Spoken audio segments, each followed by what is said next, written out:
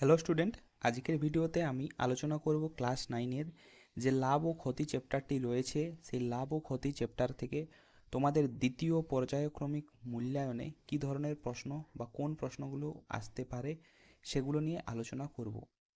তোমরা সেকেন্ড পর্যায়ক্রমিক যে দ্বিতীয় পর্যায়ক্রমিক মূল্যায়ন পরীক্ষা হবে সেখানে বসার আগে অবশ্যই এই অঙ্কগুলো বাড়িতে কিন্তু প্র্যাকটিস করে যাবে। এগুলো কিন্তু খুবই ইম্পর্ট্যান্ট অঙ্ক।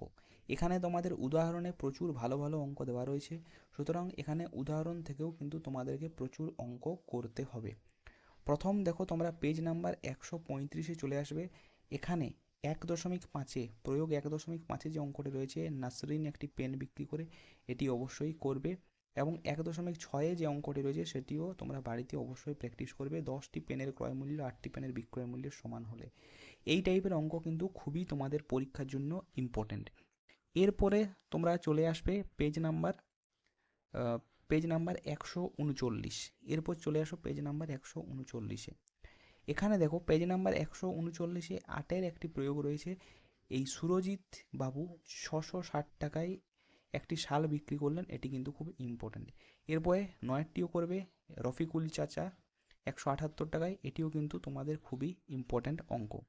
এখানে যে পরপর অঙ্কগুলো কিন্তু ইম্পর্ট্যান্ট। এখানে 9-এর পর 10-এর অঙ্কটি সিতারা বেগম, এটিও ইম্পর্ট্যান্ট।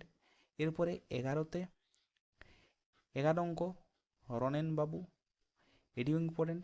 এখানে জয়ন্ত বাবু, এটিও ইম্পর্ট্যান্ট। তো এখানে পরপর 8 থেকে 12 পর্যন্ত অঙ্ক কিন্তু পরপর করে যাবে, এগুলো ইম্পর্ট্যান্ট। এরপরে এখানে চলে আসবে 14 নম্বরের যে অঙ্কটি রয়েছে রমেন কাকু, এই 14 নম্বর অঙ্কটিও তোমাদের জন্য খুবই ইম্পর্ট্যান্ট। এই টাইপগুলো ভালোভাবে করবে, কেননা এই টাইপের যে কোনো অঙ্ক কিন্তু আসতে পারে। এরপরে এখানে 17 নাম্বার যে অঙ্কটি রয়েছে সেই 17 নাম্বার অঙ্কটি ইম্পর্ট্যান্ট। এক পুস্তক প্রকাশক, এটি 17 নম্বরের অঙ্কটি কিন্তু ইম্পর্ট্যান্ট। এরপরে এখানে 20 নাম্বার অঙ্ক, যেখানে তোমাদের সমতুল্য ছাড়ের যে অঙ্ক রয়েছে সেই 20 নাম্বার অঙ্ক 20%, 10%, 5%, এভাবে এই সমতুল্য ছাড়ের অঙ্কগুলো কিন্তু ইম্পর্ট্যান্ট। এখানে যেমন দেখো 3টে আলাদা আলাদা ছাড় দেওয়া রয়েছে, এটি কিন্তু অনেক জায়গায় 2টো ছাড়ের কোথাও কিন্তু থাকতে পারে, তো সেগুলোও কিন্তু ইম্পর্ট্যান্ট। এরপর কষে দেখি 10.1-এর দেখো, প্রথম তোমরা এখানে যেটি করবে সেটি হচ্ছে 4-এর অঙ্কটি অবশ্যই বাড়িতে প্র্যাকটিস করবে, 5-এর অঙ্কটি অবশ্যই প্র্যাকটিস করবে, 6-এর অঙ্কটি অবশ্যই বাড়িতে প্র্যাকটিস করবে। 6-এর পর চলে এসো 8-এর অঙ্কটি, 8-এর অঙ্কটিও ইম্পর্ট্যান্ট, 8-এর অঙ্কটি করবে বাড়িতে প্র্যাকটিস। এরপরে দেখো তোমরা 10 এবং 14, এখান থেকে 10-এর অঙ্কটি ইম্পর্ট্যান্ট এবং 14-এর অঙ্কটি ইম্পর্ট্যান্ট, এগুলো অবশ্যই বাড়িতে প্র্যাকটিস করবে। পরের পাতায় 17 অবশ্যই বাড়িতে প্র্যাকটিস করে যাবে এবং 20, এই দুটো কিন্তু ইম্পর্ট্যান্ট অঙ্ক।